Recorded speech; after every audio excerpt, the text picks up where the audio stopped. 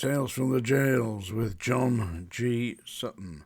Yeah, thanks all. Do like and subscribe. There's a link below to my book on Amazon. I want to talk today about the problems that we're facing as exemplified in today's Guardian, explained brilliantly in a article in the Guardian headlined "The State of Prisons in England and Wales" in numbers. There's one absolutely terrifying statistic that really people should be looking at. Yeah, the rates of self-harm and death are, according to the Guardian, on the rise. The number of self-harm incidents, including cutting, overdoses, hanging, etc., reached its second highest on record in March, up to March 2023, with and now listen to this, 733 incidents for every 1,000 prisoners. That's not the record, by the way. The record was in 2020, the year 2019 to March 2020, when there were 768 incidences for every 1,000 inmates. Now, for every 1,000 inmates, that means you've got 7 out of 10 chance of being injured, attacked, mutilated, hanged, and the government owe a duty of care to the people that they put into these prisons. I mean, they're not volunteers, are they? All right, you might very well say, that people have got themselves in prison and that's their own fault. Yes, to a certain extent it is, but they are entitled, and I believe entitled, to a reasonably safe environment. Doesn't have to be particularly comfortable, but it has to be safe and secure.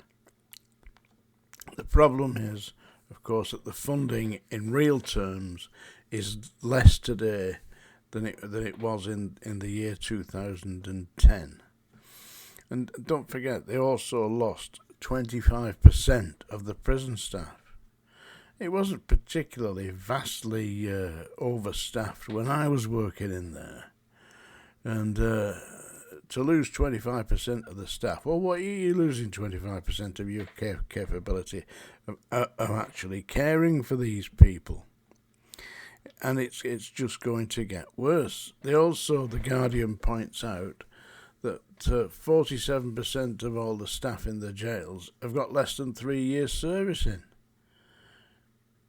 Listen, we go back to the 60s, 70s and 80s. I know it's a long time ago now, but the staff had got averages of 10, 15, 20 years service in. They knew what they were doing.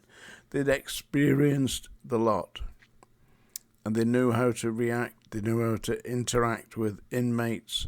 But you get some 18-year-old hostess and put them into the prison with a big hat and a set of keys, they're not going to have a clue. Also, it seems to be the case now that the inmates are no longer treating female prison officers with a degree of respect. Apparently, from what they're saying is that it's a free-for-all. If you're working in there and you're a female, well, you've taken the choice and that's what you're going to get, which is disgraceful.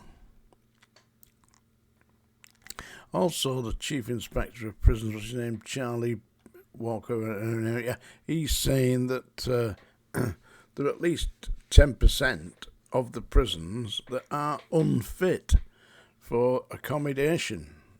And he specifically names Wandsworth, Walton Jail in Liverpool, that's HMP Liverpool, and places like Pentonville, Wormwood Scrubs and Strangeways. All these old Victorian jails are falling to pieces, and a lot of them are infested with vermin, Well, you get put into some accommodation like that, and a lot of the establishments are operating at 150% of available accommodation, certified normal allocation.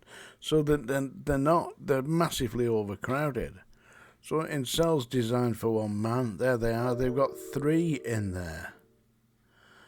And when you've got inexperienced staff dealing with problems like self-harm, violence, etc., they're not going to stay the course, are they? Especially not as the rates for prison officers are somewhat less than those for shelf stackers at Tesco's. Yeah. So where does it all go from here? Well, I suggest that people who are listening to this have a look at the Guardian today. It's an article written by Pamela Duncan, Carmen Aguila, and Michael Goodyear and Lucy Swan. Yeah, so it's a big article, yeah? And it deals with the problems in the British prison system today, specifically England and Wales.